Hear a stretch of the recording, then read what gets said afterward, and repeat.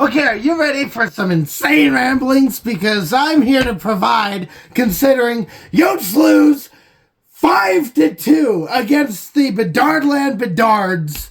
And this comes after their game in Washington, where they looked like a playoff caliber team. They go into this game and nope, they just don't know how to play anymore. So to give you a brief rundown of the game, because I refuse to go through that goal by goal, play by play. I'm not doing that. So here you go. 4 goals scored by the Chicago Blackhawks before their empty net goal at the end of the game, because of course that has to happen.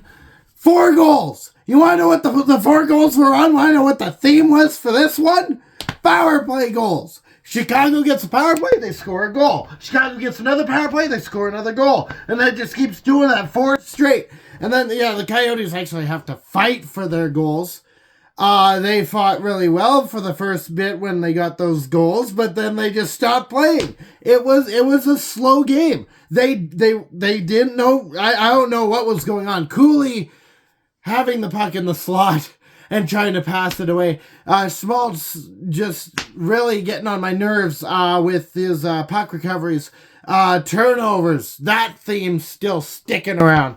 The fact that ice is slippery, apparently the players in this game, both sides actually, really found that out.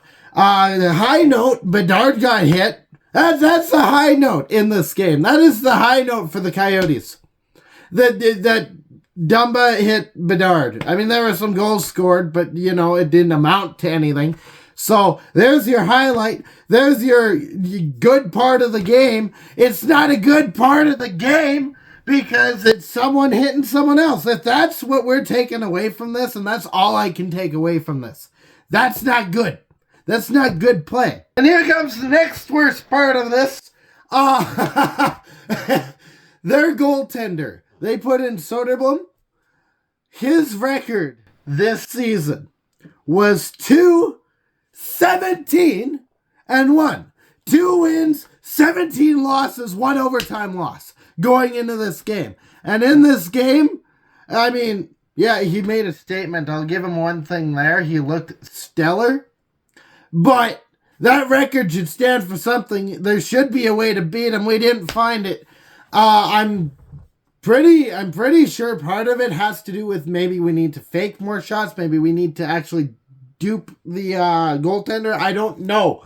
But whatever we were doing, it wasn't working. We had more shots in this game than the other team. And we lost. Because we'd get penalty after penalty after penalty and we couldn't kill it. I don't know if you can tell, but my throat's sore. I'm yelling with a sore throat. This is not good. I have to be up early tomorrow. And here I am sitting here right before I have to go to bed, wound up because my team pisses me off. Damn it. I just bit my tongue. Ow. What else is there for me to talk about in this game? What else really is there other than just the utter failures that the Coyotes are at the moment? And that's a harsh thing to say, but it's true. You look at the first half of this season and how well the Coyotes were playing. We have the record of going 5 straight wins against the last 5 Stanley Cup winners. We got that to hold over everyone's head. It's not going to matter because we're going and blowing it all up in the second half. 14 straight losses. No coaching change, no real change at all. Everything just the same forward motion of this wagon that's missing its wheels. Just to end up, we get 2 wins and suddenly we revert. Keller came back in this game. Maybe he shouldn't have. Because we won without him. Coyotes won without him. He comes back. It goes back to the same old nothing. And to put a theme on all of it, I'm going to call the team unstable. I mean, part of that whole theming came in with how unstable everyone looked on the ice. A lot of people slipping and sliding all over the place tonight. But the Coyotes have looked largely unstable. They've looked extremely out of place anytime that they step out on the ice in this latter half of the season. And that in and of itself is unstable. We held faith in the first half of this season. We held hope that everything was going to be different this year, that we were going to make it at least into the playoffs, if not come close. This was a year of change. This was a year of development. This was a year that things would be different. We were stable. We were stable in that we had wins. We had progress. We had things that were happening that were really good. And then it's like the foundation was torn away from this team going into the second half of the season. After the All-Star break, those beams of support were just taken away. And that's all I can really say about this. That's all there is to say. Because it doesn't look good. We play a playoff caliber game a couple nights ago, and then we lose to the worst of the worst. The Bedardland Bedards, who are sitting at the bottom of the league in last place, on a back-to-back night for them. They played yesterday against Colorado. Yeah, by the way, I'll also add, they lost 5-0. They were shut out last night against Colorado.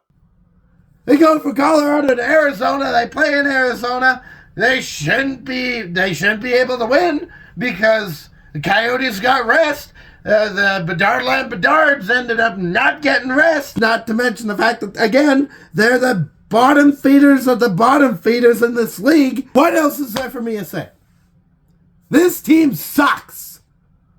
And I'm not talking about Chicago. So in 2 days, we play Minnesota. Oh no. So I'll be back for that. Probably just as loud. Most likely just as loud. So in the meantime, as much as they suck right now, and as much as they've sucked for the past 12 years, stay howling and go Yotes. And thank you so much for watching. I've got to wrap this up quick because my throat's going on me. So if you liked it, give her a like, and thank you so much for that. By the way, I cannot emphasize how grateful I am. If you want to see more of it, because Lord knows I'm going to be yelling a whole lot more, you can hit the subscribe button, and share it with all your friends. Have them witness my misery and my utter terror at whatever team I decided to cheer for. And I will be back.